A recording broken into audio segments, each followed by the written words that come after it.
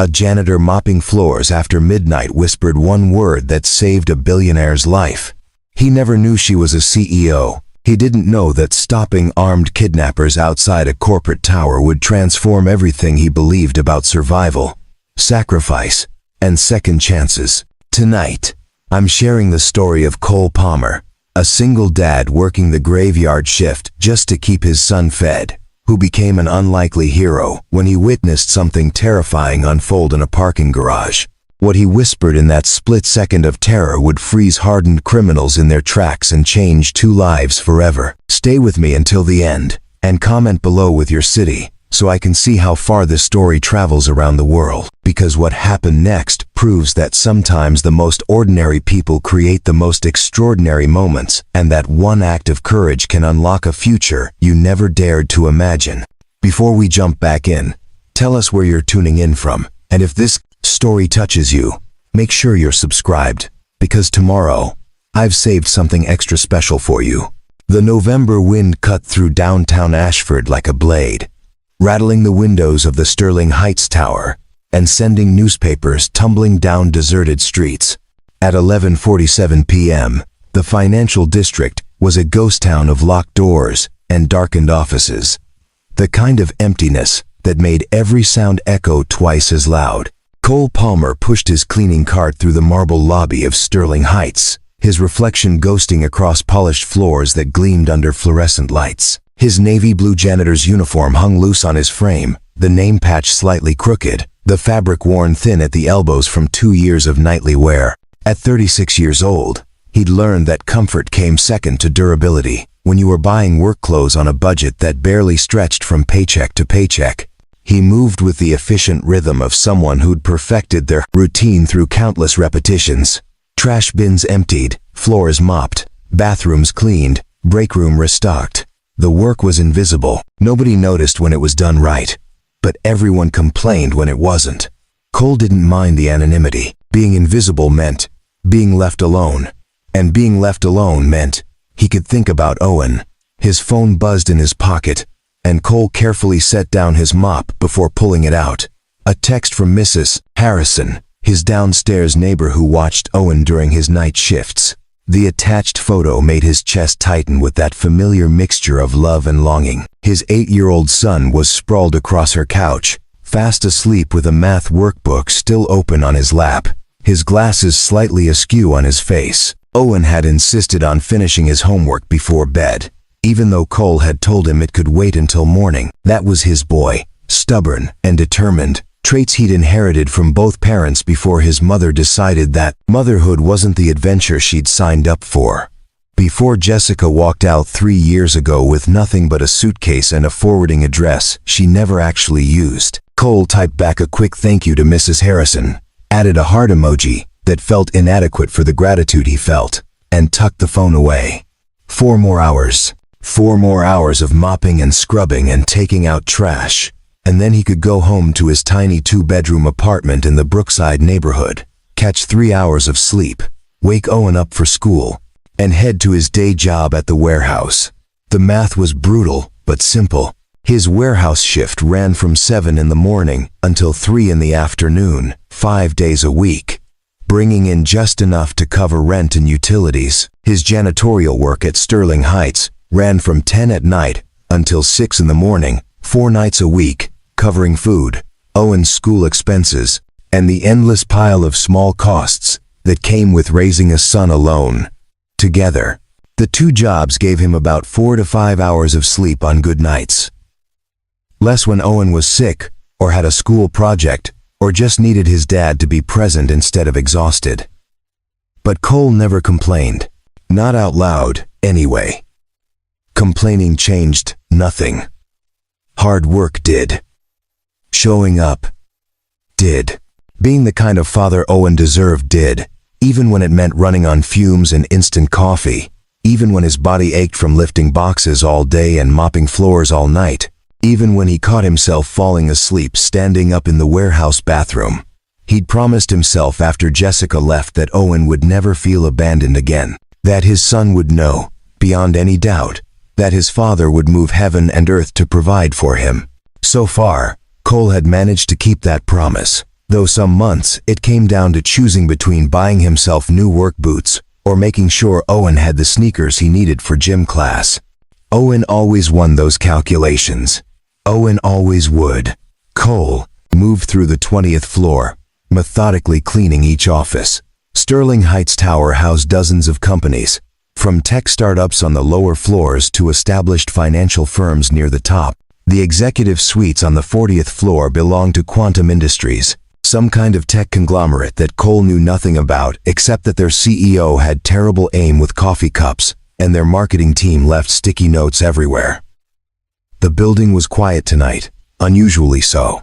Normally, there were a few workaholics burning midnight oil, their office lights visible as Cole made his rounds. But tonight, the upper floors were dark and still. Even the security desk in the lobby had been unmanned when Cole arrived, which was odd but not unheard of. Jenkins, the regular night guard, sometimes took extended bathroom breaks or stepped outside for a cigarette. Cole finished the 20th floor and moved to the stairwell, preferring the exercise to the elevator. His cart rattled slightly as he guided it down the steps, the sound bouncing off concrete walls. He paused on the landing between floors 19 and 18, looking out through the narrow window at the city below. Ashford spread out in a grid of lights and shadows, the downtown core giving way to residential neighborhoods and industrial zones. Somewhere out there, in a modest apartment building, with paint peeling off the exterior walls, Owen was sleeping peacefully, probably dreaming about the science fair project they'd been working on together. A model volcano that actually erupted, something that had required 3 trips to the craft store and countless YouTube tutorials. The memory made Cole smile. Those moments, the ones where he got to be just a dad, instead of a worker grinding through another shift, were what made everything else bearable. The exhaustion, the financial stress, the loneliness that crept in during quiet moments like this. All of it was worth it for Owen's excitement when the volcano finally worked, for his son's arms around his neck at bedtime, for the sound of, "I love you, Dad," delivered with complete sincerity. Cole continued down the stairs, his mind already planning tomorrow. He needed to stop by the grocery store after his warehouse shift, pick up ingredients for Owen's favorite pasta dish. His son had been asking for it all week, and Cole had been putting it off because the good Parmesan cheese was expensive. But tomorrow was Friday, payday, and he could splurge a little. Owen deserved that much. The 18th floor was dark and empty, as expected. Cole went through his routine efficiently, his hands moving on autopilot while his thoughts drifted. He thought about Owen's upcoming birthday, about the bike his son had been eyeing at the second-hand shop downtown. If Cole picked up some extra shifts, cut back on his own expenses, maybe skipped a few meals, he could afford it. The smile on Owen's face would be worth every sacrifice. By the time Cole reached the ground floor again, it was nearly 1 in the morning. His feet ached in boots that had seen better days, and his lower back had that familiar throb that came from hours of bending and lifting, but he was making progress. Another 3 floors to go, then the parking garage levels, and his shift would be done. He pushed his cart toward the service elevator that led to the underground parking levels. The one area of Sterling Heights that always made him slightly uncomfortable. Something about the concrete pillars casting long shadows, the way sound traveled strangely in the cavernous space, the isolation of being several stories below street level with nobody around. But discomfort didn't pay the bills. Cole hit the button for sub-level 2 and leaned against his cart as the elevator descended, the mechanical hum filling the small space. When the doors opened, cold air rushed in, carrying the smell of motor oil and concrete dust. The parking garage stretched out before him, dimly lit by overhead fluorescents that buzzed and flickered. Most of the spaces were empty at this hour, just a scattered collection of vehicles belonging to the few people who'd worked late and hadn't retrieved their cars yet. Cole's footsteps echoed as he pushed his cart forward, heading for the trash collection area in the far corner. That's when he heard it, a sound that didn't belong. Voices, low and urgent, coming from somewhere near the garage entrance ramp. Cole froze, his janitor's instinct telling him to stay quiet and invisible. Probably just people having a late-night conversation, nothing to worry about. But something in the tone made his skin prickle. These weren't friendly voices. These were voices tight with tension and barely controlled aggression. And underneath them, another sound. Someone crying, the kind of quiet, desperate sobbing that came from pure terror. Cole abandoned his cart and moved toward the source of the sounds, keeping close to the concrete pillars, his heart beginning to hammer against his ribs. Every rational part of his brain screamed at him to turn around, to mind his own business, to think about Owen waiting at home. But his feet kept moving forward, drawn by that sound of fear, by the knowledge that someone needed help, and he was the only one there to provide it. What he saw when he peered around the pillar made his blood run cold. 3 hours earlier, before Cole Palmer's shift began, and before the night turned into a nightmare, he'd been standing in the cramped kitchen of his Brookside apartment, helping Owen with fractions while simultaneously trying to assemble something resembling dinner from the meager contents of their refrigerator. Owen sat at their small dining table, a piece of furniture salvaged from a curb 3 years ago that wobbled unless you put a folded napkin under one leg. His math workbook lay open, filled with problems about dividing pizzas and sharing cookies, word problems that assumed a level of abundance Cole could barely remember. "Dad, I don't get it," Owen said, his voice carrying that particular frustration of an 8-year-old confronting something that seemed deliberately confusing. "If you have 3/4 of a pizza and you eat 1/4, why isn't the answer 2/4? Why do we have to make it 1/2? Cole looked up from the pasta he was boiling, the cheap store brand kind that cost 99 cents a box. "Because 1/2 and 2/4 are the same thing, buddy. We're just simplifying it, making it smaller and easier to understand." "But it's not easier, it's more confusing." Cole couldn't argue with that logic. He moved to the table, sitting down beside his son, and grabbed a piece of paper. "Okay, look at it this way. Imagine you have 2 quarters. That's the same as having $1/2, right? Same value, just different ways of saying it." Owen's face scrunched up in concentration, a habit that made him look exactly like Cole had at that age. According to photos, his mother still kept somewhere. After a moment, understanding dawned. "Oh, so it's like saying the same thing but shorter?" "Exactly. Like saying TV instead of television. Same thing, just simplified." "Math is weird, Dad." "Yeah, buddy, it really is." They worked through 3 more problems before Cole had to return to the stove to prevent the pasta from boiling over. The kitchen was barely large enough for 1 person, let alone 2, with counters that had been installed sometime in the previous century, and appliances that ran on hope and prayer. The refrigerator made a rattling sound that Cole had learned to ignore. And the oven temperature was always about 20 degrees off from what the dial said. But it was theirs, this tiny apartment with its quirks and flaws, and Cole had made it as warm and safe as he could manage on a shoestring budget. The walls were covered with Owen's artwork, drawings of dinosaurs and spaceships, and the 2 of them as stick figures holding hands. A small bookshelf Cole had built from spare lumber held Owen's growing collection of library books, meticulously cared for because late fees were not in the budget.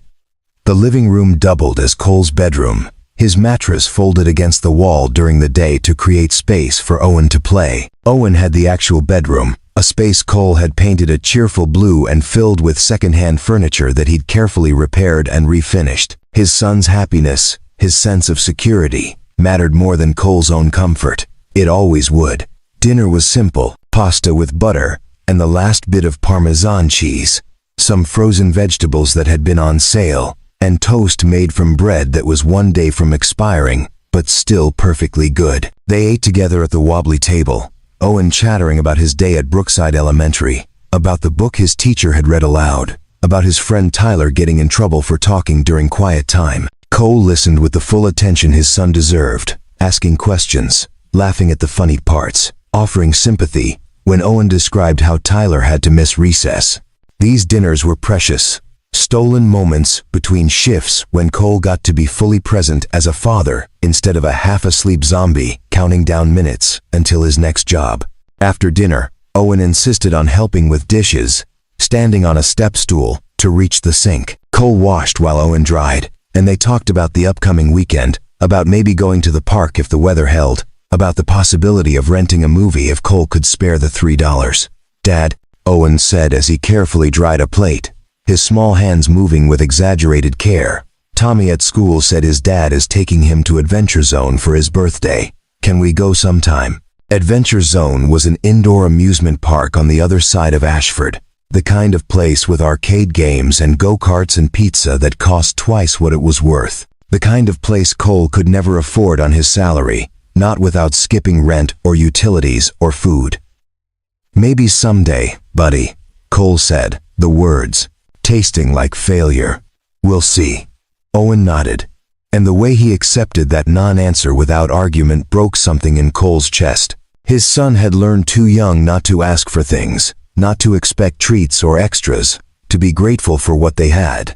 It was a maturity born from necessity, and Cole hated that Owen had to carry it. At 7:30, Mrs. Harrison knocked on the door, right on schedule. She was a widow in her late 60s who lived in the apartment below theirs.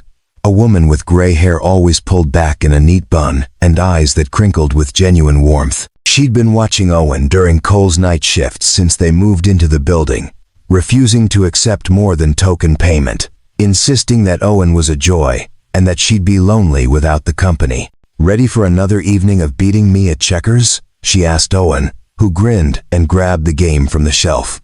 Cole handed her the emergency contact information he always left, even though she had it memorized, along with $20 for pizza if Owen got hungry later.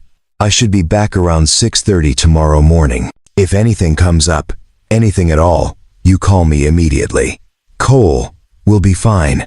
Go. Make sure those fancy office people have clean floors to walk on." He kissed the top of Owen's head, reminded him to brush his teeth and listen to Mrs. Harrison, and grabbed his work jacket. The night air was cold when he stepped outside, and his car, a 15-year-old sedan held together with duct tape and determination, took 3 tries to start. The drive to Sterling Heights Tower took 25 minutes through empty streets, past neighborhoods that ranged from struggling to thriving. Cole's warehouse job was in an industrial zone on the south side of Ashford, surrounded by factories and distribution centers. But his janitorial work was in the heart of downtown, where glass towers reached toward the sky and people wore suits that cost more than Cole made in a month. 2 different worlds, and Cole existed in the space between them, invisible to the executives who walked past him without a glance, essential to the functioning of their perfect corporate environments, but never acknowledged as more than part of the furniture.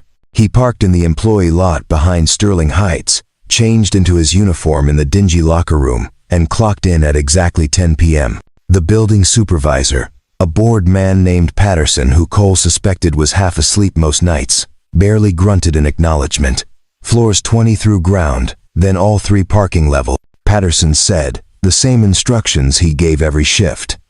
"Jenkins called in sick, so security desk is unmanned tonight. Just you in the building." Just him in the building. Cole had worked alone before, but something about tonight felt different. Maybe it was the way the wind howled between the towers outside, or the unusual absence of late working employees, or just his own exhaustion, playing tricks on his perception. He collected his supplies, loaded his cart, and took the service elevator to the 20th floor to begin his routine. Floor by floor, office by office, trash bin by trash bin, his mind wandered as his hands worked, drifting between worry about Owen's upcoming dentist appointment they couldn't really afford, and calculations about whether he could pick up an extra shift at the warehouse next week. The hours blurred together in a haze of repetitive motion. Mop, rinse, repeat, empty, replace, move on. Cole's feet ached, his back protested, his eyes burned with fatigue, but he pushed through it the way he always did, fueled by the mental image of Owen sleeping peacefully, counting on his father to provide. Around midnight, Cole took a brief break in the 20th floor break room, sitting in a chair designed for executives and eating the peanut butter sandwich he'd packed. The view from this height was spectacular, the city spreading out in all directions, lights twinkling like earthbound stars. From up here, Ashford looked beautiful and full of possibility. From ground level, where Cole actually lived, it looked very different. Harder. Less forgiving. A place where one unexpected expense could send you spiraling, where opportunities were reserved for people who'd been born into the right circumstances, where hard work didn't always translate to success, no matter what the inspirational posters claimed. But Cole kept working anyway, kept pushing, kept hoping that someday his luck would change, that somehow, through sheer determination and sacrifice, he'd build something better for Owen. A future where his son didn't have to learn fractions at a wobbly table, or accept, maybe someday, as the answer to simple requests. He finished his sandwich, tossed the wrapper, and returned to his cart. 3 more hours until his shift ended. 3 more hours, and then he could go home to Owen. Cole had no way of knowing that he'd never finish his shift that night, that in less than an hour, everything about his carefully constructed life would shatter and reassemble into something he couldn't have imagined in his wildest dreams. The parking garage on sublevel 2 of Sterling Heights Tower stretched out like a concrete cathedral, all harsh angles and shadows broken only by the sickly yellow glow of fluorescent lights that hummed with electrical current. Cole Palmer stood frozen behind a support pillar, his heart hammering so hard he could hear the blood rushing in his ears. 30 feet away, near the garage entrance ramp, 3 figures in dark clothing surrounded a woman pressed against the side of a luxury sedan. Even from this distance, even in the poor lighting, Cole could see the gun. The man holding it kept the weapon low but visible, a casual threat that didn't need to be emphasized because everyone present understood the power dynamic. The woman was maybe in her mid-30s, wearing what had probably been an immaculate business suit before tonight. Her dark hair had come loose from whatever style she'd worn it in, and her hands were raised in a gesture of surrender that made Cole's stomach twist. She was trying to speak, her voice carrying across the garage in fragments. "Please, I can give you money. Whatever you want. Just don't." "Shut up," one of the kidnappers snapped. His voice was flat, professional, devoid of emotion. This wasn't some desperate robbery. This was planned. "We're not here for your wallet, Miss Chambers. We're here for you." Miss Chambers. The name triggered something in Cole's memory. Lilia Chambers. He'd seen that name on the directory in the Sterling Heights lobby, listed as CEO of Quantum Industries, the tech conglomerate that occupied the entire 40th floor. One of those titans of industry, whose company probably employed thousands of people, whose decisions affected markets and economies, whose world existed so far above Cole's that they might as well be different species. And now she was about to be kidnapped, possibly killed, and Cole was the only person who knew it was happening. His mind raced through options with the speed of pure panic. He could run back to the elevator, get to street level, find a phone and call the police. But that would take time, and the kidnappers were already moving, one of them opening the rear door of a black van parked nearby, another grabbing Lilia's arm with brutal efficiency. He could hide, pretend he never saw anything, protect himself, and by extension protect Owen, who needed his father alive and employed, not dead or injured playing hero. Every rational part of his brain screamed for this option, begged him to think about his son, to remember that Owen had already lost one parent and couldn't afford to lose another. But then, Lilia Chambers made a sound, a whimper of pure terror that cut through every rational argument Cole could construct. It was the sound of someone who knew, absolutely knew, that they were about to die or disappear or suffer something worse. The sound of someone who'd run out of options and hope. Cole thought about Owen, about what kind of man he wanted his son to become, about the lessons you taught, not through words but through actions, through the choices you made when everything was on the line. He thought about his own father, gone these past 10 years, who'd always said that your character was defined by what you did when nobody was watching. Well, nobody was watching now. Just Cole, a janitor who nobody would miss if he disappeared, whose testimony about what he'd witnessed would probably be dismissed or ignored, whose entire existence was defined by invisibility. But invisibility could be an advantage. Cole's hands were shaking as he looked around the garage, searching for anything that could help. His cleaning cart sat abandoned near the elevator, mop and supplies visible, useless as weapons but potentially useful as distractions. His phone was in a pocket, but calling for help would take too long and the sound might give away his position. The kidnappers were focused entirely on Lilia, manhandling her toward the van despite her attempts to resist. She was fighting now, her earlier compliance giving way to desperate struggle, but she was one person against 3 trained professionals. The physics of the situation were brutally unfair. Cole made his decision in the space between heartbeats. He grabbed a spray bottle of industrial cleaner from his cart, the heavy-duty kind that came with warnings about eye damage and skin irritation. It wasn't much, but it was something. Then he moved, keeping low and quiet, using the parked cars as cover, closing the distance between himself and the kidnappers with a speed driven by adrenaline and terror. He was maybe 15 feet away when one of them noticed him. The man without the gun, the one who'd been serving as muscle, spotted Cole's movement and alerted the others with a sharp word Cole didn't catch. The man with the gun turned, bringing the weapon up, and Cole saw his own death in that motion. He was going to die in a parking garage, for a woman he'd never met, and Owen was going to wake up tomorrow to find out his father had been killed. And Mrs. Harrison would have to explain to an 8-year-old that sometimes good people made stupid choices and paid the ultimate price. But Cole didn't stop moving. He raised the spray bottle like it was actually a viable weapon, his finger on the trigger, his brain working at light speed to process the angles and distances and timing. The gunman's face twisted with something between confusion and contempt. "Are you kidding me? A janitor with a spray bottle? Let her go," Cole heard himself say, his voice steadier than he felt. "This is a bad idea. This whole building has cameras. You're being recorded right now." It was a lie. Cole knew the parking garage cameras had been broken for weeks. The building management too cheap to fix them promptly. But the kidnappers didn't know that, and doubt flickered across their faces. The one holding Lilia tightened his grip. "He's bluffing. Cameras have been dead for a month. We checked. So much for that strategy." Cole adjusted his approach, taking another step forward despite every survival instinct screaming at him to run. He was close enough now to see details. The gun was a semi-automatic, professionally maintained. The van had out-of-state plates.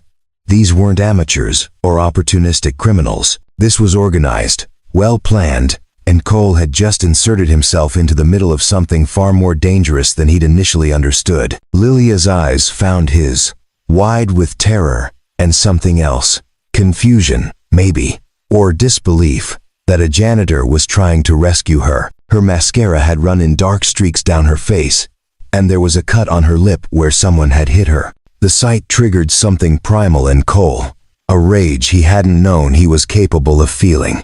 "Last chance," the gunman said, and he wasn't talking to Lilia anymore. He was talking to Cole, giving him one final opportunity to walk away. "Turn around, go back to mopping floors, and forget you saw anything. Otherwise, you're coming with us too, and I promise you won't enjoy the trip." Cole's finger tightened on the spray bottle trigger. His legs felt like water. His vision had narrowed to a tunnel focused on that gun, on the man holding it, on the split second between life and death. "I can't do that," Cole said quietly. The gunman's expression hardened. "Then you're a dead man." Time slowed in that way it does when everything crystallizes into absolute clarity. Cole saw the gunman's finger beginning to squeeze the trigger, saw the muscle contracting, saw the mechanical process that would send a bullet through his chest and end everything. He saw Owen's face in his mind, heard his son's voice saying, "I love you, Dad," with that complete trust that said nothing bad could happen as long as his father was there. He saw his own father, dead too young, who'd taught him that doing right mattered more than doing easy. And in that frozen moment of impossible clarity, Cole Palmer whispered one word. A word he'd learned years ago from a self-defense class he'd taken after Jessica left, when he'd been paranoid about protecting Owen from every possible danger. A word that was specifically chosen for its psychological impact, for the way it disrupted an attacker's focus and created a split second of confusion. Cole looked directly at the gunman and whispered, "Freeze." The effect was instantaneous and completely unexpected, not because the kidnappers actually froze, but because of what happened in the microsecond after Cole spoke. The command, delivered in a tone that carried absolute authority despite coming from a janitor in a torn uniform, triggered a hardwired response in the gunman's brain. Military training, police training, any kind of tactical instruction drilled certain words into automatic reactions. Freeze. Stop. Drop. Gun. These were words that bypassed conscious thought and triggered muscle memory. The gunman hesitated, just for a fraction of a second, just long enough for his brain to process the disconnect between the authority in Cole's voice and the obvious lack of authority in his position. And in that fraction of a second, Cole moved. He squeezed the trigger on his spray bottle, sending a stream of industrial cleaner directly into the gunman's eyes. The man screamed, a sound of pure pain and rage, and his finger jerked on the trigger reflexively. The gunshot was deafening in the enclosed space, echoing off concrete walls like thunder. Cole felt something hot graze his shoulder, felt the impact spin him sideways, but adrenaline kept him moving. He collided with the gunman, both of them going down hard on the concrete. The gun skittered away across the ground, and suddenly everyone was moving at once. The second kidnapper lunged for the weapon. The third one still held Lilia, but she was fighting with renewed desperation, her elbow connecting with his ribs. Cole grappled with the gunman, who was still partially blinded but fighting back with vicious efficiency. A fist caught Cole in the jaw, snapping his head back. Another blow landed on his ribs, driving the air from his lungs. The gunman was younger, stronger, trained in ways Cole wasn't. This was a fight Cole couldn't win through skill, only through sheer desperate determination. They rolled across the concrete, Cole trying to keep the man away from the gun, trying to buy time for Lilia to escape, trying to do anything that might prevent this from ending with both of them dead. He grabbed the man's shirt, then his arm, then whatever he could reach, just holding on, just making it difficult, just being an obstacle that refused to quit. "Run!" Cole shouted toward Lilia, though his voice came out as more of a rasp. "Get out, run." But where? The elevator was too far. The stairwell entrance was on the other side of the garage, and the second kidnapper had retrieved the gun and was turning back toward them with murder in his eyes. This was it, Cole thought. This was how it ended. Not heroically, not successfully, just messily and pointlessly in a parking garage that wouldn't even be clean for tomorrow morning's executives. Owen's face filled his mind again, and Cole felt tears mixing with blood and sweat on his face. "I'm sorry, buddy. I tried. I'm so sorry." Then everything exploded into sirens and lights. The police cruisers came screaming down the entrance ramp with lights blazing red and blue across concrete walls, transforming the parking garage into a strobing nightmare of color and sound. 3 vehicles, then 4. Officers pouring out with weapons drawn and voices shouting commands that overlapped into an incomprehensible wall of noise. Cole didn't understand how they'd arrived so fast, didn't have the mental capacity to question it while he was still grappling with the gunman on the ground. His shoulder burned where the bullet had grazed him. His ribs ached from the punches he'd taken, and his entire body was operating on nothing but adrenaline and the desperate need to keep fighting until help arrived. And now, help was here. The kidnapper beneath him suddenly went limp, hands raising in surrender. As officers surrounded them, Cole felt rough hands pulling him away, rolling him onto his back, someone checking him for injuries while voices barked questions he couldn't process. "Sir, are you hurt? Sir, can you hear me? Stay still, paramedics are on the way." Cole's vision swam, the fluorescent lights above him blurring into halos. His jaw throbbed where he'd been hit, and now that the immediate danger was passing, his body was registering all the damage he'd sustained. The shoulder wound that had felt like nothing during the fight now screamed with every breath. "The woman," Cole managed to gasp out. "Is she okay? Did they get her?" "Ma'am is safe, sir. Just focus on staying calm. You're going to be fine." But Cole needed to see for himself. He turned his head, ignoring the officer's attempts to keep him still. and found Lilia Chambers 20 feet away. She was wrapped in someone's jacket, surrounded by officers, clearly shaken but alive and free. As if sensing his gaze, she looked over, and their eyes met across the chaotic scene. The expression on her face was something Cole would remember for the rest of his life. Shock, certainly, and relief, but underneath it all was something deeper. Recognition, maybe, or understanding. She'd been seconds away from whatever fate the kidnappers had planned, and a janitor with a spray bottle had stepped between her and that darkness. An officer knelt beside Cole, a woman with kind eyes and graying hair pulled back in a tight bun. "Can you tell me your name, sir?" "Cole Palmer. I work here, janitorial staff." "Mr. Palmer, you're being treated for a gunshot wound. The bullet grazed your shoulder, but didn't penetrate. You're incredibly lucky." Lucky. The word felt absurd. Cole had just gambled with his life, with Owen's future, with everything that mattered, and somehow he'd survived. But lucky implied chance. And what Cole felt was something closer to disbelief, that his reckless courage hadn't gotten him killed. Paramedics arrived with a stretcher and equipment, their movements efficient and practiced. They cut away Cole's uniform shirt to access the shoulder wound, and the sight of his own blood made him dizzy. It wasn't life-threatening, they assured him, but he needed to go to the hospital for proper treatment and observation. "I can't," Cole protested weakly. "My son, I need to get home to my son. He's with a neighbor, and she's expecting me at 6:30, and I can't just..." "Mr.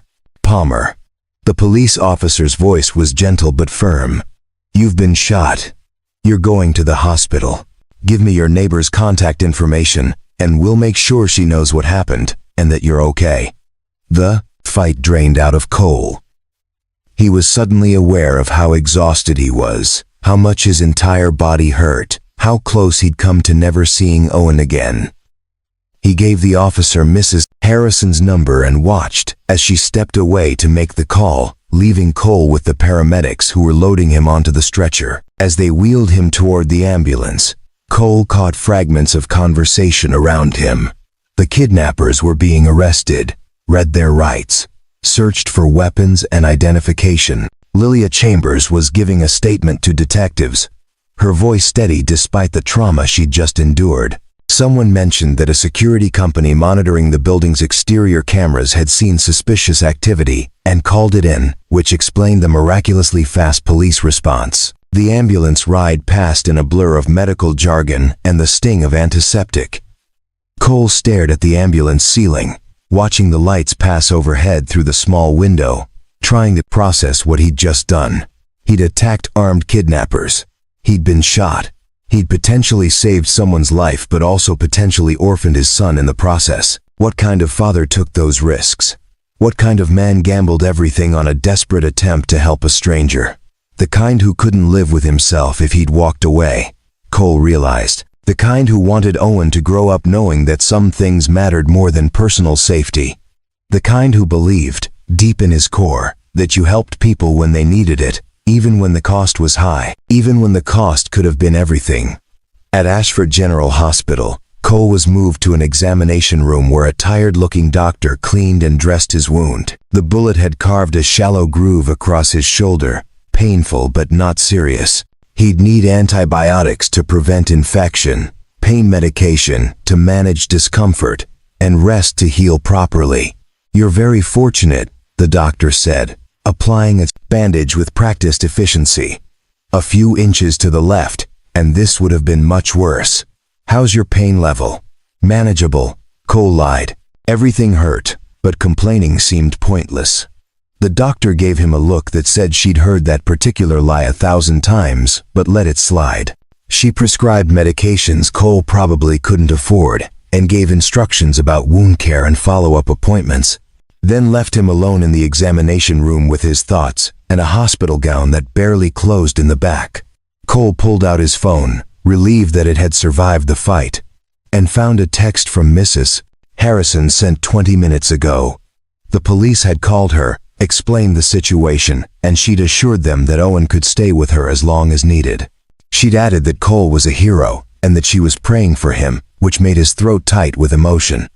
There was also a voicemail from a number he didn't recognize. Cole listened to it, expecting a telemarketer or wrong number, and instead heard a professional male voice identifying himself as Detective Ryan Shaw from the Ashford Police Department. "Mr. Palmer, this is Detective Shaw. I'm investigating tonight's incident at Sterling Heights Tower. We need to get a formal statement from you when you're feeling up to it. I'll be by the hospital tomorrow morning around 9. In the meantime, I want you to know that what you did tonight was extraordinarily brave. You saved Miss Chambers' life. We'll talk more tomorrow." Saved her life. The words should have felt triumphant, but Cole just felt drained. He'd done something impulsive and dangerous, and the only reason it hadn't ended in disaster was luck and the timely arrival of police. A nurse appeared to check his vitals and inform him that he was being held for observation overnight. Standard procedure for gunshot wounds, even minor ones. Cole wanted to argue, wanted to insist on going home to Owen, but his body made the decision for him by nearly passing out. When he tried to stand, he was moved to a hospital room on the 3rd floor, a space that was functional but sterile, with machines that beeped at irregular intervals and a view of the parking lot through a narrow window. A television mounted on the wall played the late-night news on mute, and Cole watched the silent images flicker past without really seeing them, until his own face appeared on the screen. Cole sat up so fast his shoulder screamed in protest. The news was showing footage from outside Sterling Heights Tower, police cars and ambulances visible, yellow crime scene tape cordoning off the area. Then a photo, his employee ID badge picture from the janitorial company, looking exhausted and slightly annoyed at being photographed. The chyron beneath read, "Janitor saves CEO from kidnapping, sustains gunshot wound." Cole grabbed the remote with shaking hands and unmuted the television. Incredible act of bravery in downtown Ashford tonight when Cole Palmer, a 36-year-old janitor and single father, interrupted what police are calling a sophisticated kidnapping attempt. Palmer confronted 3 armed men who were attempting to abduct Lilia Chambers, CEO of Quantum Industries, from the parking garage of Sterling Heights Tower where Palmer works the night shift. The broadcast cut to footage of Lilia Chambers being escorted to a police car, looking shaken but composed, then back to the anchor. Police say Palmer sustained a minor gunshot wound during the confrontation but managed to delay the kidnappers long enough for officers to arrive. All 3 suspects are in custody. Miss Chambers was unharmed. We'll have more on this developing story as information becomes available, but tonight, Ashford has a genuine hero in Cole Palmer, who put his own life on the line to protect a stranger. Cole stared at the television in disbelief. Hero, the word felt too big, too weighted with expectations he couldn't possibly meet. He wasn't a hero. He was a tired janitor who'd made a split-second decision and gotten lucky enough to survive it. His phone started buzzing with notifications.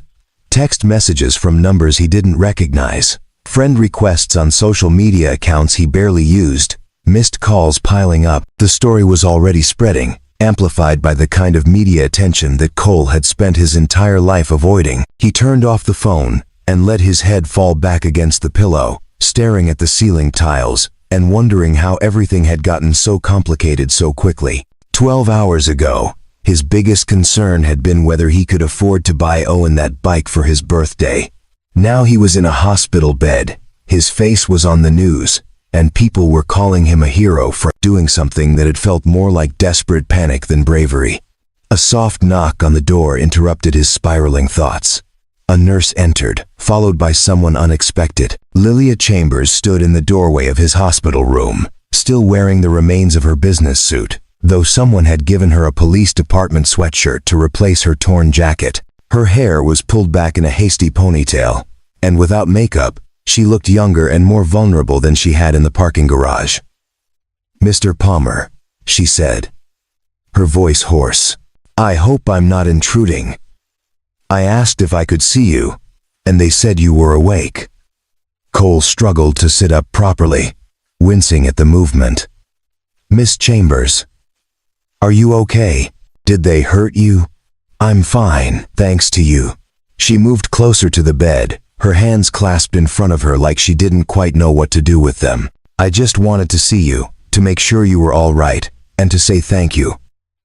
Though thank you seems completely inadequate for what you did. I just did what anyone would do. No. Her voice was firm. That's not true, and you know it. Most people would have run, or hidden, or called for help and hoped someone else dealt with it. You ran toward 3 armed men with nothing but a spray bottle. You put yourself between me and them. You were shot protecting me. Cole didn't know what to say to that.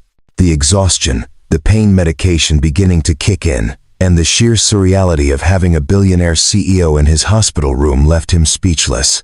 Lilia pulled a chair closer to the bed and sat down, her movements careful, as if she was still processing her own trauma. The police told me you're a single father, that you were working your night shift when this happened, that you have an 8-year-old son waiting for you at home. Owen. Cole said automatically. His name is Owen. You risked leaving Owen without a father to save me. A complete stranger. Lilia's eyes were bright. Lilia's eyes were bright, with unshed tears. I don't have words for what that means, Mr. Palmer.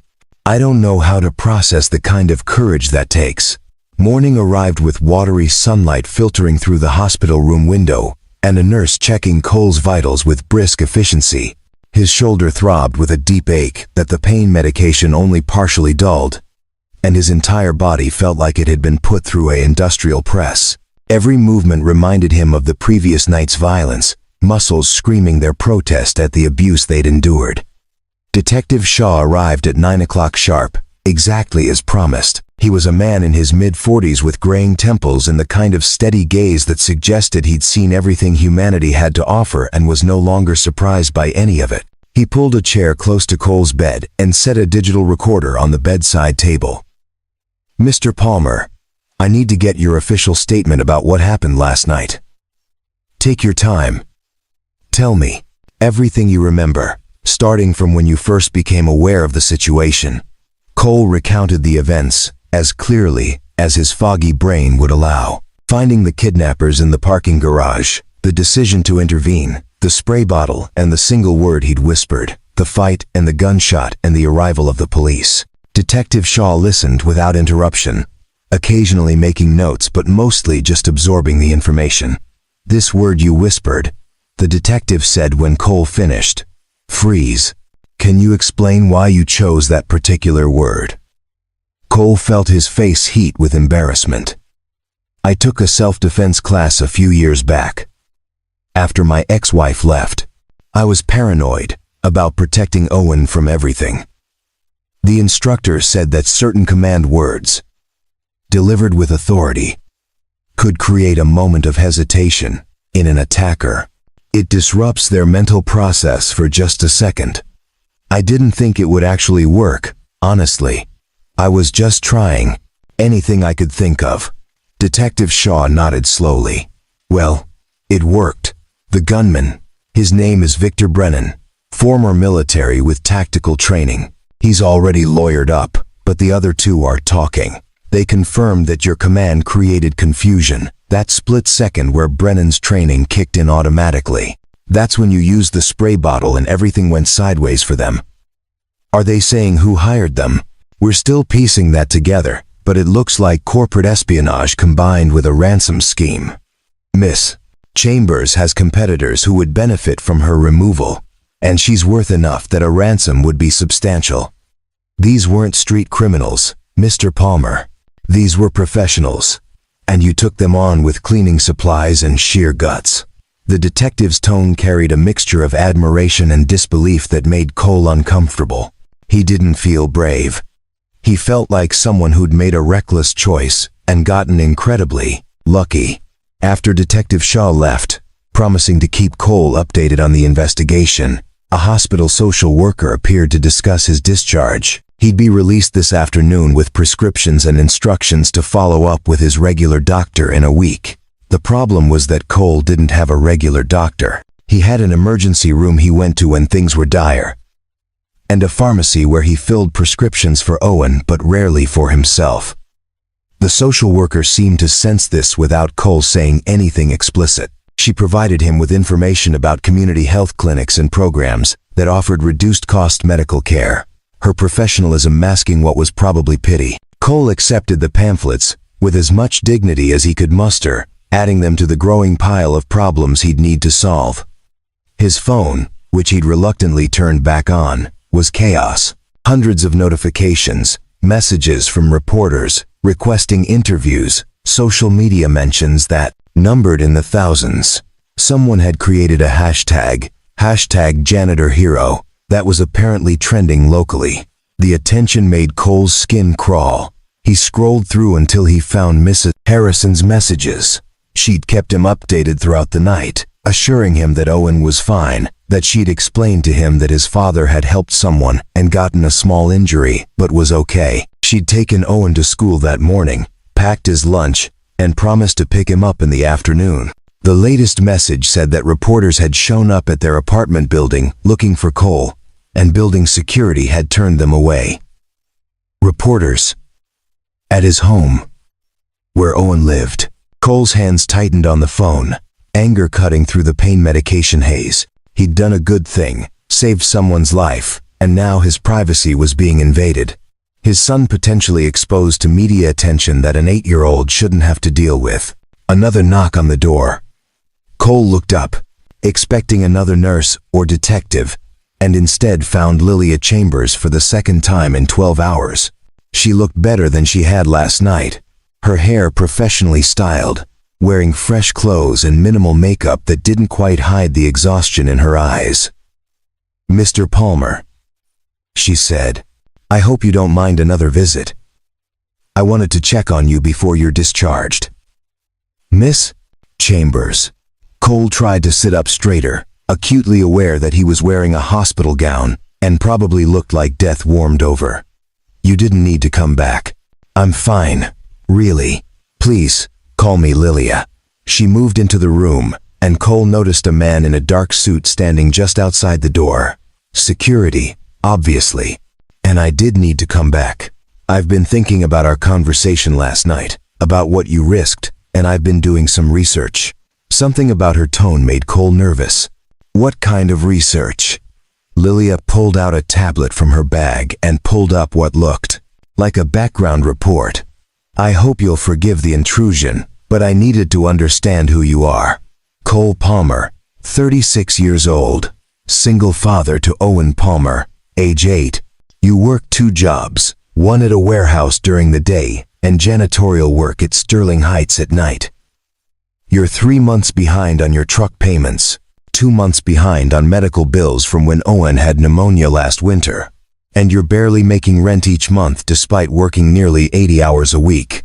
Cole's face burned with humiliation.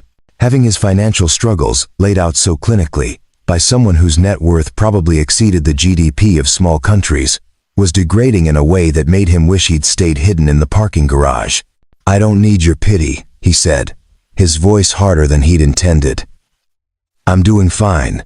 Owen and I are fine. I'm not offering pity, Mr. Palmer. I'm offering gratitude and an opportunity." Lilia set the tablet aside and looked at him directly. "You saved my life. That's not hyperbole or exaggeration. If you hadn't intervened, I'd be dead or worse right now. That creates a debt I can never truly repay, but I'd like to try. You don't owe me anything. I did what anyone should do, but most people don't do it." Her voice was gentle but insistent. "Most people make the safe choice, the smart choice, the choice that protects themselves first. You made a different choice, and I want to honor that." Cole felt like the conversation was spiraling in a direction he couldn't control. "What are you asking?" "I'm not asking anything. I'm offering." Lilia leaned forward. "Quantum Industries has a corporate security division. We employ over 200 people in various security roles, from basic facility protection to executive protection to cybersecurity. I want to offer you a position as head of our community safety initiatives." Cole blinked, certain he'd misheard. "What? It's a new program I've been developing, partnerships with local communities to improve safety and security, funding for neighborhood watch programs, training for citizens who want to help protect their communities, partnerships with police departments. I need someone to run it who actually understands what it means to protect people, who doesn't do it for a paycheck but because it's right. Miss Chambers, Lilia, I'm a janitor. I don't have experience managing anything, let alone a corporate program. You have experience doing what's right when it costs you everything. That's more valuable than any management degree. She pulled out a folder and set it on the bed. This is a formal offer. The salary is $90,000 a year, plus full benefits, health insurance for you and Owen, paid vacation, everything you need to actually have a life, instead of just surviving. $90,000, the number hit Cole like a physical blow.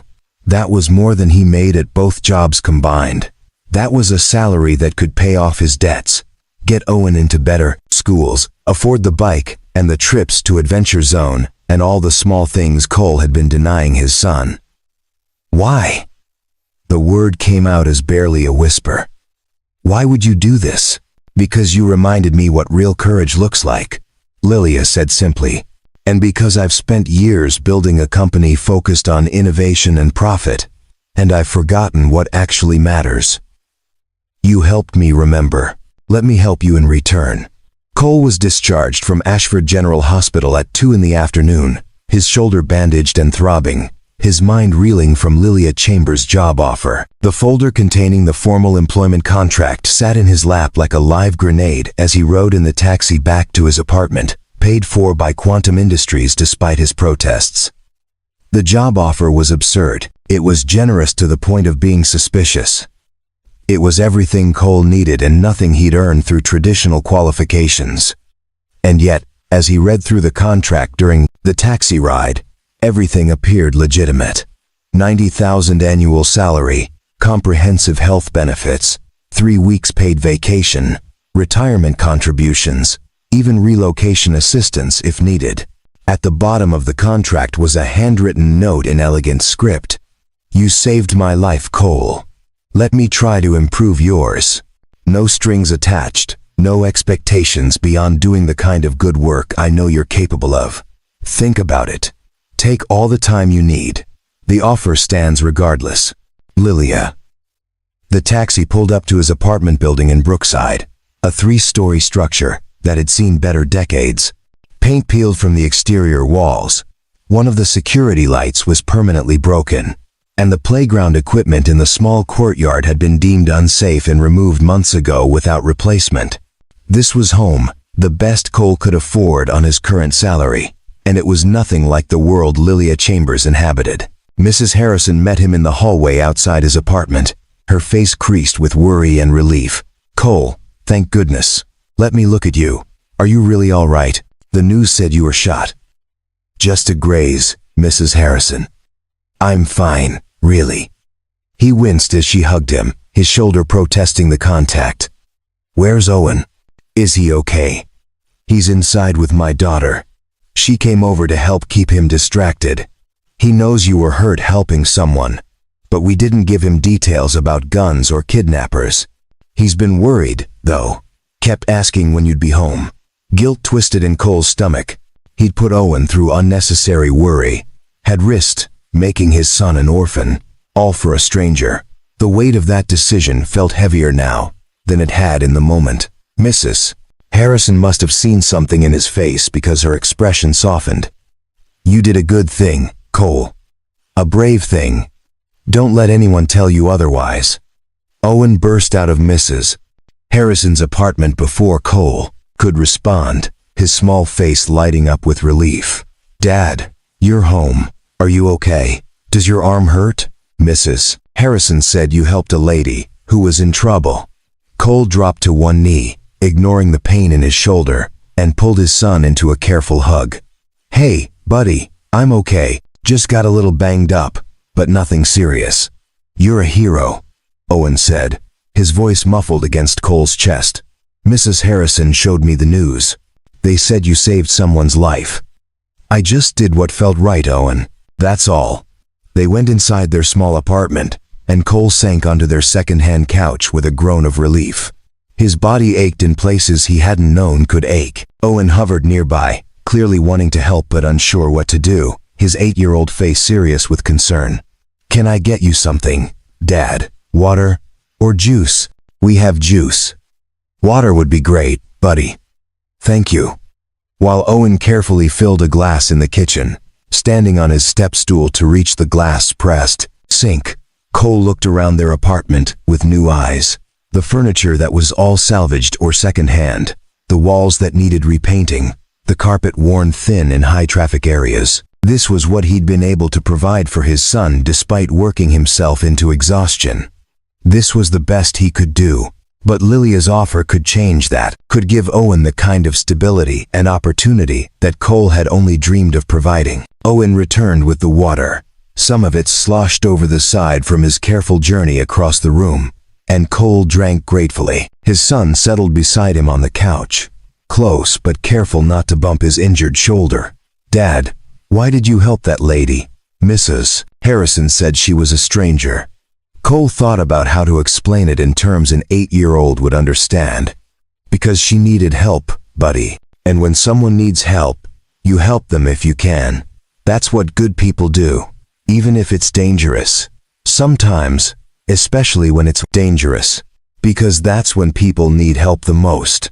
Owen processed this, his face scrunched up in concentration. "When I grow up, I want to help people like you do." Cole's throat tightened with emotion. "You can help people right now, Owen.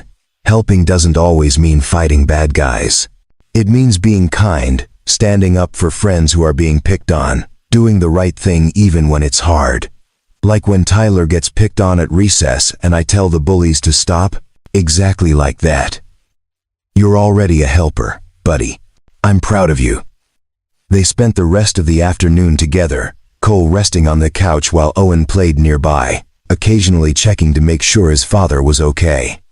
Mrs. Harrison brought over dinner, a casserole that smelled amazing and probably cost more to make than Cole would have spent feeding them for 3 days. After Owen was in bed that night, Cole sat at their wobbly kitchen table and read through Lilia's job offer again. $90,000, benefits, a single job instead of 2, which meant he could actually be present for Owen instead of constantly exhausted, the chance to do meaningful work instead of just surviving. But doubt gnawed at him. He wasn't qualified for this position. He had no college degree, no management experience, nothing that would make him a logical choice except for one act of courage that had been more desperation than skill. What if he accepted and failed? What if he embarrassed himself, and by extension embarrassed Lilia, who'd put faith in him? What if this was charity dressed up as opportunity, and he was too desperate to see the difference? His phone buzzed with a text from an unknown number. Cole opened it warily, expecting another reporter. Instead, it was from Lilia. "I know you're probably overthinking this. I know you're telling yourself you're not qualified, or that you don't deserve it. I know because I had to fight similar doubts when I took over Quantum Industries at 25, fresh out of business school with no experience running a company. My father had just died, and everyone expected me to fail. But someone believed in me anyway, gave me the chance to prove myself. I'm offering you the same chance. Not because you saved my life, though I'm grateful for that, but because in 30 seconds of chaos, you showed more courage and character than most people demonstrate in a lifetime. That's what I'm betting on, Cole. Not your resume. You. Think about it. No pressure. But know that I believe in you even if you don't believe in yourself yet." Cole stared at the message for a long time. He thought about Owen sleeping in the next room, about the bike his son wanted, and the school field trips Cole had to decline because of the cost. He thought about working himself to death like his father had, dying young from stress and exhaustion, leaving Owen alone in the world. He thought about Lilia Chambers' face in that parking garage, terrified and desperate, and the choice he'd made to help her. How that choice had felt impossible but also inevitable, like there was no other option his conscience would allow. Maybe accepting this job offer was the same kind of choice. Scary, uncertain, possibly foolish. but the only one his conscience would allow, because turning it down meant consigning Owen to more years of just barely getting by. More years of his father being too tired to play. More years of maybe someday instead of yes. Cole picked up his phone and typed a response before he could overthink it further. Miss Chambers, Lilia. I accept your offer. I'm terrified and uncertain and convinced I'm going to mess this up, but I accept. Thank you for believing in me. I'll do everything I can to prove you right. When do I start? The response came almost immediately. Monday morning, 9 a.m. Quantum Industries headquarters, 40th floor. Welcome to the team, Cole. You're going to change a lot of lives, starting with your own. Cole set the phone down and let his head fall into his hands, overwhelmed by the magnitude of what he'd just agreed to. His life was about to change in ways he couldn't predict. Everything familiar, everything safe, was about to be upended. And somehow, despite the fear and uncertainty, Cole felt something he hadn't experienced in years. Hope.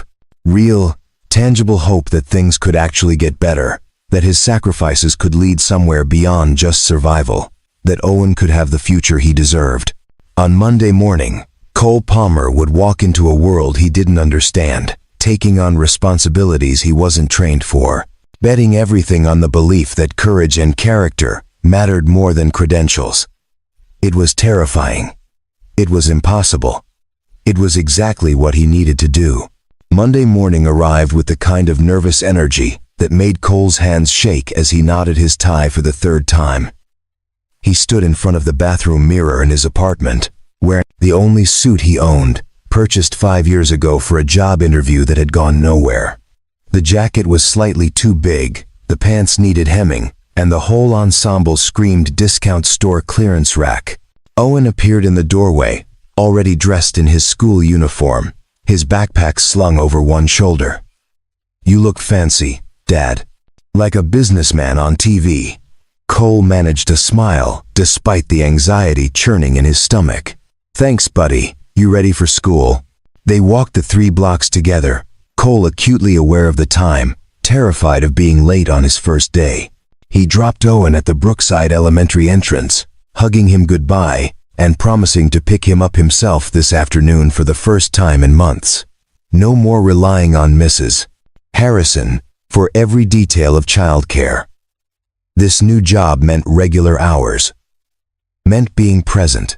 The bus ride to downtown Ashford took 40 minutes, and Cole spent every second of it second-guessing his decision.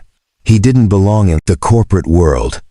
He was going to embarrass himself, disappoint Lilia, prove that courage in a parking garage didn't translate to competence in an office. Quantum Industries headquarters was a sleek glass tower in the heart of the financial district, 30 stories of steel and ambition that made Cole feel impossibly small as he approached. The lobby was all marble and modern art, with security turnstiles and a reception desk staffed by professionally dressed people who looked like they'd never worked a day of manual labor in their lives.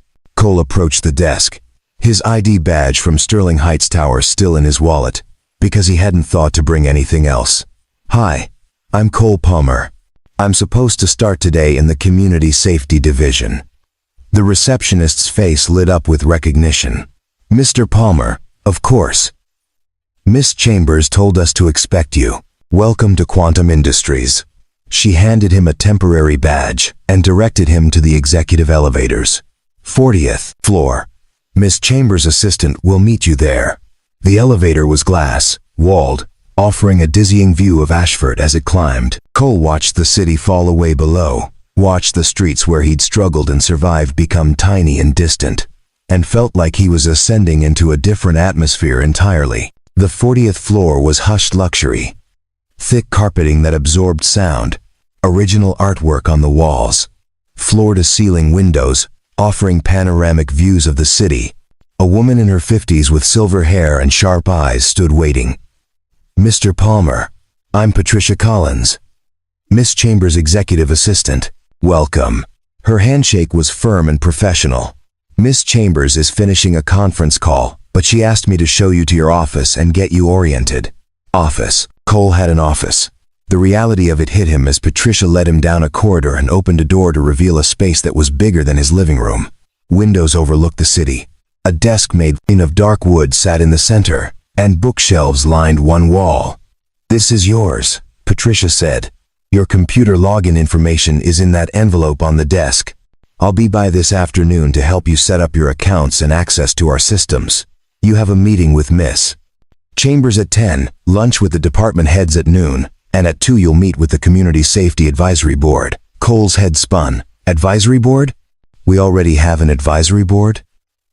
"Miss Chambers doesn't do anything halfway, Mr. Palmer. When she commits to a project, she moves fast." Patricia's expression softened slightly. "I know this is overwhelming, but you're here because she believes in you. Trust her judgment, even if you don't trust your own yet." After Patricia left, Cole stood in the center of his new office, turning slowly, trying to absorb the reality of his situation. 3 days ago, he'd been mopping floors in a parking garage. Now he had an office with a view, a salary that would change his life, and responsibilities he barely understood. His phone buzzed. A text from Owen, sent from Mrs. Harrison's phone during morning recess. "Good luck on your first day, Dad. You're going to be great. I love you." Cole smiled, the anxiety easing slightly. This was why he was here. Not for himself, but for Owen. To build something better, to create opportunities, to show his son that courage could lead to transformation. The morning passed in a blur of introductions and information overload. Lilia met with him personally, walking him through the community safety initiative's goals and scope, partnerships with local police departments, funding for neighborhood watch programs, training for citizens who wanted to help protect their communities. It was ambitious and meaningful and terrifying in its complexity. "I don't have experience with any of this," Cole admitted during their meeting. "I don't know how to manage budgets or coordinate with police departments or run advisory boards." "You'll learn," Lilia said simply. "Patricia will help you. Our community relations director will help you. I'll help you. You're not alone in this, Cole." The lunch meeting with department heads was more challenging. Cole sat at a conference table with 7 vice presidents and directors, all of them polished and professional. All of them clearly skeptical about the janitor who'd been promoted to running a multi-million-dollar initiative. A man named Trevor Blackwood, VP of Operations, was particularly pointed. "Mr. Palmer, can you walk us through your background in nonprofit management?" "I don't have one," Cole said honestly. "I have a background in showing up and doing what needs to be done, in looking out for people who need looking out for. Miss Chambers seems to think that's what this program needs." "With all due respect," said a woman named Jennifer Hayes, Director of Community Relations, "running a corporate initiative requires more than good intentions. It requires strategy, budgeting, stakeholder management. All of which he'll learn." Lilia interrupted smoothly. She'd joined them halfway through the meal, taking her seat at the head of the table with casual authority. "Cole understands the communities we're trying to serve because he's lived in them. He understands the stakes because he's risked everything to protect a stranger. That's not something you can teach in business school." The table fell silent. Cole could feel eyes on him, measuring, judging, waiting to see if he'd crack under scrutiny. "I know I have a lot to learn," Cole said, looking around the table. "And I'm not going to pretend I know everything about running a corporate program or managing budgets. But I do know what it's like to work 2 jobs and still worry about keeping the lights on. I know what it's like to live in neighborhoods where people are scared to let their sons play outside. I know what it's like to see someone in trouble and have to decide if you're the kind of person who helps or the kind who looks away." He paused, gathering courage. "Miss Chambers is betting that my experience is valuable. I'm going to prove her right, but I can't do it alone. I need help from people who know this world, so I'm not asking you to believe in me yet. I'm just asking for the chance to earn it." The silence that followed felt different, less hostile, more considering. Jennifer Hayes was the first to speak. "Community relations will support you however we can. If you need demographic data or partnership contacts, I can provide that. One by one, the others offered their support, some enthusiastically, some grudgingly, but all of them making the commitment.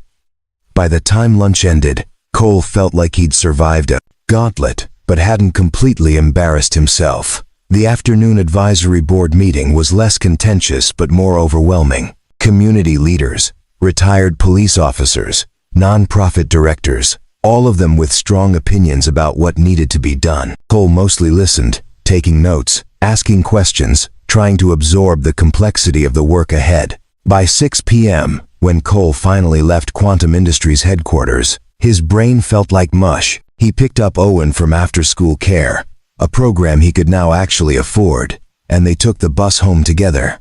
"How was your first day?" Owen asked, his hand warm in Cole's. "Scary, and exciting, and overwhelming," Cole said honestly. "But good. I think it was good." That night, after Owen was asleep, Cole sat at their kitchen table with a stack of folders Patricia had given him. Grant applications to review, budget proposals to understand, community programs to evaluate. The learning curve was steep, maybe impossible. But as he opened the first folder and started reading about a neighborhood watch program that needed funding, Cole felt something click into place. This was about helping people, about creating safety and community, about taking what he'd done in that parking garage and scaling it up, empowering others to be brave and protective of their neighborhoods. He could do this. He had to do this. Not just for Owen, but for every family struggling in neighborhoods that needed support. For every person who wanted to help but lacked resources. Cole's phone buzzed with a text from Lilia. "How are you feeling after day one?" He typed back, terrified but determined. "Thank you for this chance." Her response came quickly. "You're going to be great, Cole. Get some rest. Tomorrow we start changing lives." 3 weeks into his new position, Cole was beginning to find his rhythm when everything went sideways. He was reviewing grant applications in his office, the morning sunlight streaming through the windows, when Patricia appeared in his doorway with an expression that made his stomach drop. "Cole, we have a situation. Detective Shaw is here with 2 FBI agents. They need to speak with you immediately." The federal agents were a man and woman in dark suits, their credentials identifying them as Special Agents Karen Rodriguez and James Mitchell. Detective Shaw stood beside them, his face grim. "Mr. Palmer," Agent Rodriguez began without preamble, "we've received credible intelligence that you and your son may be in danger. The kidnapping attempt on Miss Chambers was orchestrated by a man named Gregory Ashford, CEO of a competing tech firm. The 3 men we arrested were hired contractors, but Ashford himself remains at large." Cole felt ice water flood his veins. "What does this have to do with me?" "You're a witness," Agent Mitchell said. "You can identify the kidnappers, testify in court. Ashford sees you as a liability. We intercepted communications suggesting he's considering eliminating that liability." "Eliminating?" Cole's voice came out strangled. "You mean killing me?" "We don't know his exact intentions, but we're taking the threat seriously. We recommend protective custody for you and your son until we apprehend Ashford." Cole's mind raced to Owen, currently sitting in class at Brookside Elementary, completely unaware that his father's decision to help a stranger 3 weeks ago had put them both in danger. Lilia burst into the office moments later, her face pale. "Cole, I just heard. This is unacceptable. Gregory Ashford is targeting you because of me." "Miss Chambers," Agent Rodriguez said, "we're arranging protection for you as well. Ashford may try again." "I have private security," Lilia said dismissively. "But Cole and his son need immediate protection. Whatever resources that requires, Quantum Industries will provide." The next few hours passed in a chaotic blur. Cole was driven to Brookside Elementary by federal agents to collect Owen early from school. His son's confusion turned to fear when he saw armed agents, and Cole had to explain in the gentlest terms possible that they needed to go somewhere safe for a little while. "Are the bad guys coming after us?"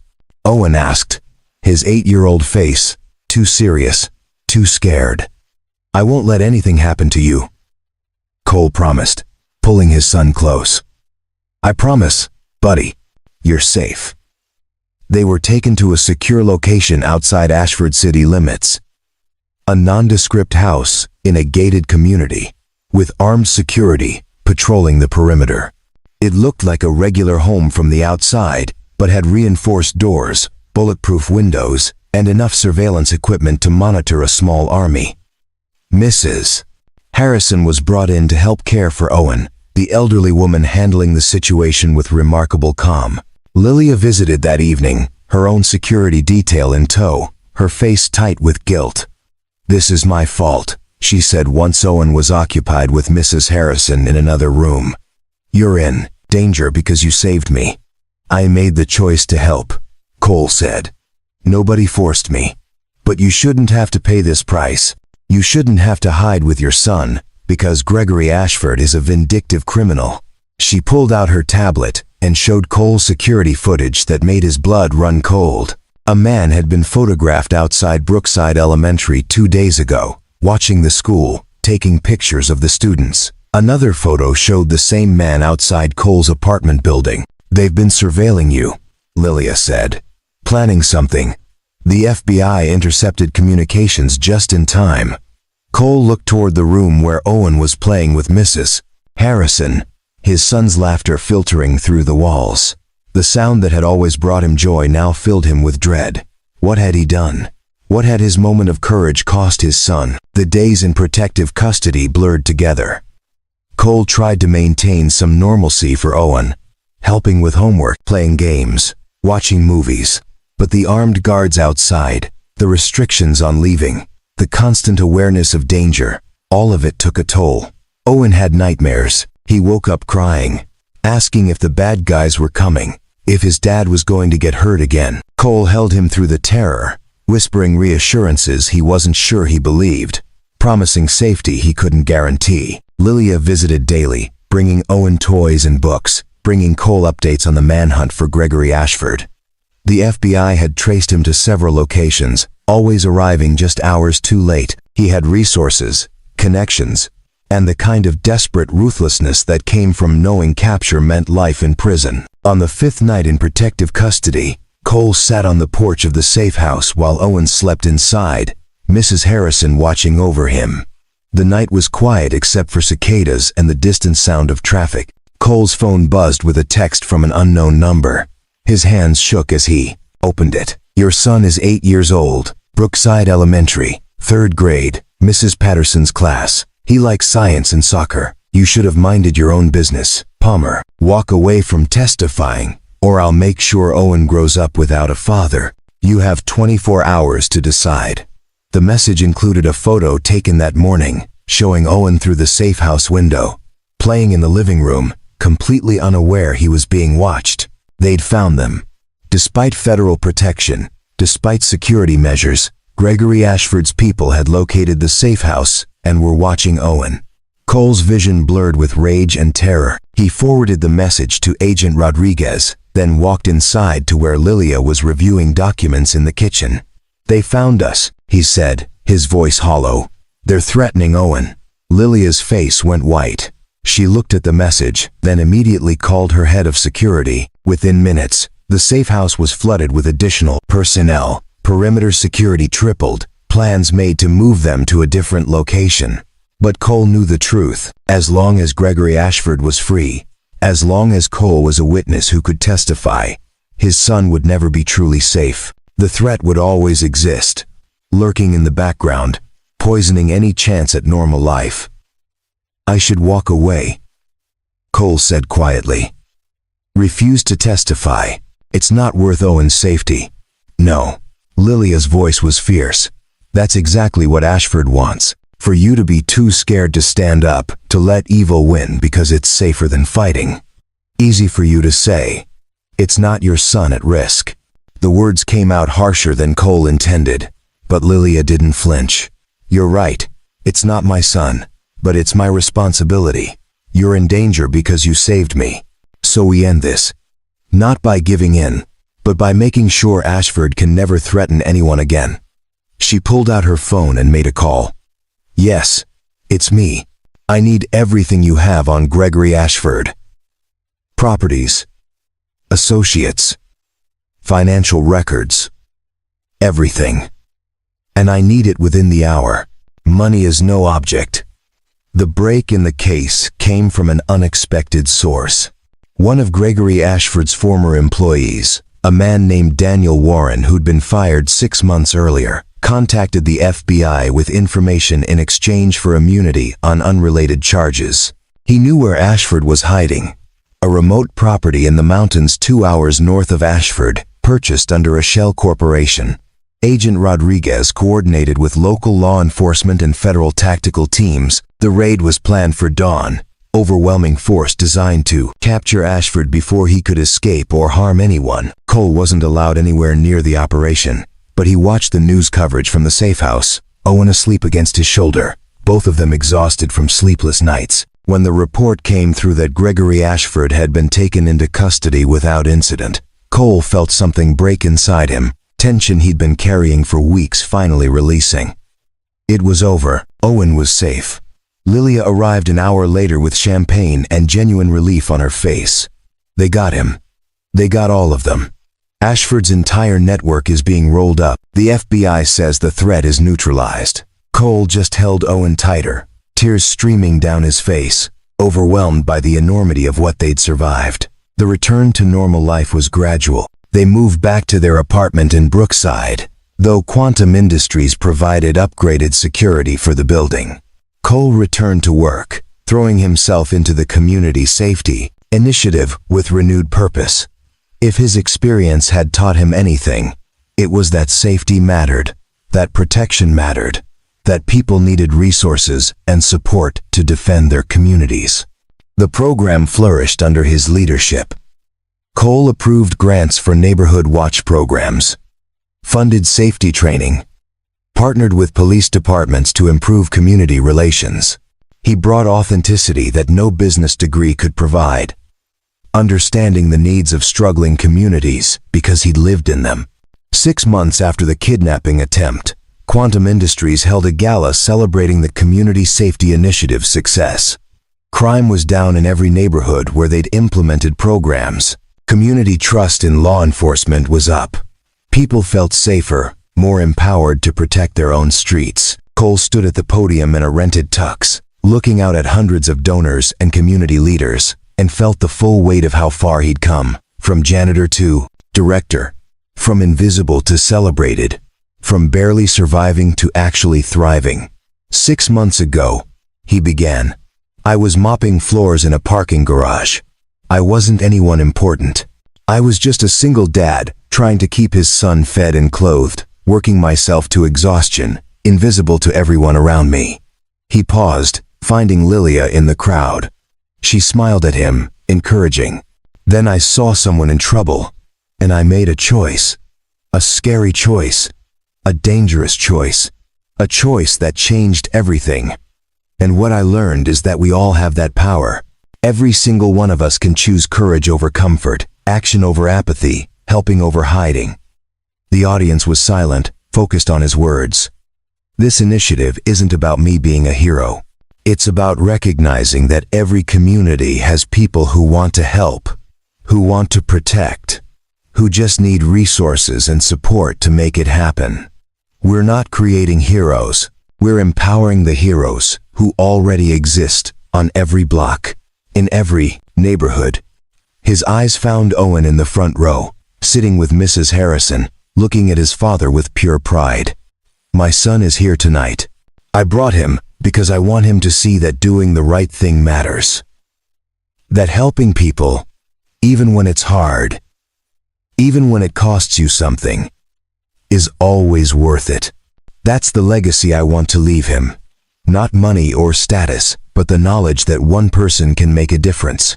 The applause was thunderous. Cole stepped back from the podium, feeling lighter somehow, like he'd finally accepted what he'd become. Later, as the gala wound down, Lilia found him on the venue balcony, looking out at the Ashford skyline. You did beautifully, she said, standing beside him. That speech was perfect. I just spoke the truth, Cole said, about what matters. They stood in comfortable silence for a moment before Lilia spoke again. Can I tell you something? That night when you ran to help me, when you put yourself between me and the kidnappers, you didn't just save my life. You reminded me why I built this company, why any of it matters. I'd forgotten that wealth and power mean nothing if you're not using them to actually help people. We helped each other, Cole said simply. You gave me a chance when nobody else would have. You believed in me before I believed in myself. I saw what was there all along. You just needed someone to point it out. The city spread before them, lights twinkling in the darkness, millions of lives intersecting in countless invisible ways. Somewhere down there, families were struggling the way Cole had struggled. Somewhere, people were making choices between courage and safety, between helping and hiding. And now, because of the program Cole was building, because of Lilia's resources and support, some of those people would have the tools and training to choose courage. One act of bravery, in a parking garage, had rippled outward, creating waves of change that would touch thousands of lives. Cole pulled out his phone and texted Owen, who was heading home with Mrs. Harrison. Love you, buddy. See you in the morning. The response came quickly. Love you too, Dad. You were amazing tonight. I'm proud of you. Standing on that balcony with Lilia beside him and the city stretching out below, Cole Palmer felt something he hadn't experienced in years. Complete peace, not the absence of problems, but the deep security of knowing he'd built something real and lasting from one moment of courage. He'd run toward danger not knowing what it would cost or what it would bring, and somehow it had brought him everything that mattered. 2 years after that November night, when everything changed, Cole Palmer stood in the parking garage of Sterling Heights Tower, his son Owen beside him. The fluorescent lights still buzzed overhead. The concrete still held that distinctive smell of motor oil and dust, but everything else was different. Cole wore a tailored suit now, custom fitted rather than second-hand, though he'd never quite gotten comfortable with the luxury.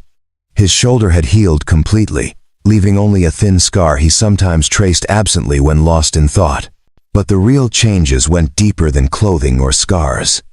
Is this where it happened, Dad? Owen asked. At 10 years old, he was taller now, his voice beginning to lose that little boy quality that had once defined it. Where you saved Miss Chambers. Right over there, Cole said, pointing to a section of the garage near the entrance ramp. That's where the van was parked. That's where I used the spray bottle, and everything went crazy. They walked to the spot together, and Cole remembered with crystal clarity how terrified he'd been, how certain he was going to die, how the only thing that kept him moving was the knowledge that someone needed help, and he was the only one there to provide it. Were you scared? Owen asked. Absolutely terrified, Cole admitted. But sometimes being brave means doing the right thing even when you're scared. Especially when you're scared. The Community Safety Initiative had grown beyond anything Cole had imagined. They'd expanded to 12 cities across 3 states, trained over 5,000 volunteers, funded hundreds of programs. Crime was down, community engagement was up, and countless neighborhoods had been transformed by residents who'd been given the resources and support to protect their own streets. Cole had proven the skeptics wrong. He'd learned budget management and stakeholder coordination and all the corporate skills he'd lacked. But more importantly, he'd brought authenticity and genuine understanding to work that could have easily become just another corporate checkbox initiative. Every decision he made, every program he approved, was filtered through the lens of someone who'd actually lived the struggles these communities faced. Lilia appeared at the garage entrance, her heels clicking against concrete as she approached. She wore a crimson dress that reminded Cole of the coat she'd worn that night.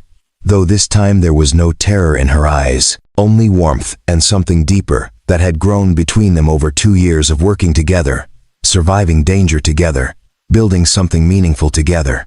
I thought I'd find you both here, she said, reaching them and taking Cole's hand naturally. The gesture was automatic now, comfortable, the kind of easy intimacy that came from genuine connection rather than dramatic circumstances. Their relationship had developed slowly, carefully, always prioritizing Owen's well-being and the foundation's work. Dinner meetings that stretched late into the evening, conversations that moved from professional to personal, a growing awareness that what they'd built together went beyond gratitude or business partnership. 6 months ago, Lilia had asked Cole and Owen to move into her estate, not as employees, but as family. The transition had been surprisingly smooth, Owen adapting to the larger space while maintaining his groundedness, attending the same public school, keeping the same friends, never letting wealth change who he was at his core. "Are you ready?" Lilia asked, squeezing Cole's hand. Today was special. They were here for a ceremony, the dedication of a memorial plaque in the Sterling Heights parking garage, commemorating not just what had happened here, but what it had inspired. The mayor would speak, community leaders would gather, and the spot where Cole had faced armed kidnappers would become a permanent reminder that ordinary people could create extraordinary change. The ceremony began at noon, with maybe 50 people gathered in a parking garage that had once been the site of violence and terror. The mayor spoke about courage and community. Detective Shaw, now retired, shared details of the investigation that had brought down Gregory Ashford's entire criminal network. Community members whose neighborhoods had been transformed by the safety initiative spoke about reduced crime and increased hope. Then it was Cole's turn to speak. He stood before the small crowd, Owen and Lilia beside him, and looked at the memorial plaque being unveiled. It was simple but powerful, bronze letters on polished granite. On this spot, Cole Palmer chose courage over safety, action over apathy, and reminded us all that one person can make a difference. The 14th of November, 2023. 2 years ago, Cole began. I was just trying to finish my shift. I was a janitor, mopping floors, invisible to everyone, just trying to survive long enough to get home to my son. I wasn't looking to be a hero. I wasn't looking to change my life. I just saw someone who needed help. He paused, gathering his thoughts. What I learned that night, and in everything that followed, is that we all have moments where we have to choose. Choose between doing what's easy and doing what's right. Between protecting ourselves and protecting others. Between looking away and stepping up. His eyes found Owen, who was watching with that same pride that never failed to make Cole's chest tight with emotion. My son asked me earlier if I was scared that night, and the answer is yes. I was terrified, but I was more scared of the person I'd become if I walked away, more scared of teaching my son that safety mattered more than helping someone in desperate need. Cole looked at Lilia, seeing the tears on her face, the love in her eyes. What happened after that night changed everything. I found work that matters, found purpose I didn't know I was looking for, found people who believed in me before I believed in myself. But more than that, I learned that transformation is possible. That one choice, one moment of courage, can unlock a future you never dared to imagine. The crowd was silent, hanging on his words. This plaque isn't really about me. It's about all of us. Every person here who's chosen to make their community safer. Every volunteer who's been trained through our program. Every neighbor who's decided to look out for the people around them. You're all part of this story. You're all proof that ordinary people create extraordinary change. After the ceremony, as people mingled and took photos with the memorial, Lilia pulled Cole aside to a quiet corner of the garage. Her expression was nervous in a way he rarely saw, vulnerability showing through her usual confidence. "Cole, there's something I want to ask you," she said. "These past 2 years, working with you, building this program, watching you be an amazing father to Owen and an incredible partner to me, I've realized something." She pulled a small box from her purse and opened it, revealing a simple gold band. "I don't want to wait anymore. I don't want to be careful or strategic or worried about propriety. I want to build a life with you and Owen, officially and permanently. Cole Palmer, will you marry me?" Cole felt tears spring to his eyes. This woman, this brilliant, powerful, extraordinary woman who could have anyone, was choosing him. The janitor who'd become something more, but who at his core was still just a man trying to do right by the people he loved. "Yes," he said, his voice rough with emotion. "Absolutely. Yes." They kissed there in the parking garage, where everything had begun. And when they pulled apart, they found Owen watching with a grin. "Does this mean Lilia is going to be my stepmom?" he asked. "If that's okay with you," Lilia said, kneeling to his level. Owen threw his arms around her neck. "That's awesome. Can I be in the wedding?" 6 months later, they married in a small ceremony at the community center in Brookside, the neighborhood where Cole had struggled and survived. Not at some fancy venue, but in the place that represented the communities their work served. Owen stood as best man, Mrs. Harrison cried happy tears in the front row, and community members who'd been transformed by the safety initiative celebrated alongside corporate executives and city officials. It was a merging of two worlds that should never have intersected, brought together by one moment of courage in a parking garage. As Cole and Lilia danced at their reception, he thought about the journey that had brought them here. From invisible janitor to respected director, from barely surviving to actually thriving, from alone to surrounded by family and community. "Thank you," he whispered to Lilia, "for seeing something in me I didn't see in myself. Thank you for running toward danger instead of away from it," she whispered back. "For being brave enough to help a stranger. For changing my life and reminding me what really matters." Years would pass, and the community safety initiative would continue to grow, touching thousands more lives, creating ripples of positive change that spread far beyond anything Cole had imagined. Owen would grow up secure and grounded, eventually following in his father's footsteps by dedicating his life to helping others. And Cole and Lilia would build a partnership that proved love could grow from the most unexpected circumstances. But it all started in a parking garage on a November night when a janitor whispered one word and chose courage over safety. When an ordinary man did an extraordinary thing and discovered that sometimes the most unlikely people create the most profound change.